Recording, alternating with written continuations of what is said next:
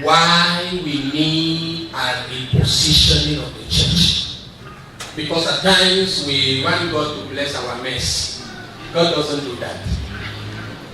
We want fire to fall from heaven, but we don't know that God's fire doesn't fall on disorder. God doesn't anoint confusion. God doesn't empower ignorance. Because if ignorance is on fire, it can burn the whole Uganda. So when we are asking heaven to come down, we should be very careful. Because at times, if what is on the ground is not what is supposed to be, what comes from heaven can crush you.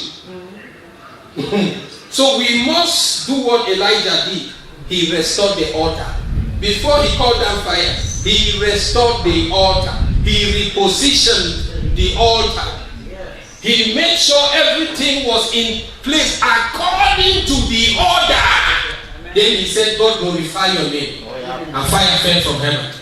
And what was the effect? It wasn't just a magical display for people to move around and shout his name. Oh, Elijah, the most anointed. Oh, Elijah. Have you met Elijah? Have you met that great man of God? No, that wasn't the result. The result was that he turned the hearts of the people back to God, not to himself.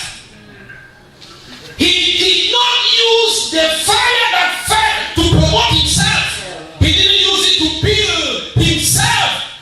The goal of that fire was to turn the hearts of the people back to God, from Baal's worship to the worship of the true and living God. That's what we are talking about. And that fire only fell after the altar was restored. That's the reason for the repositioning.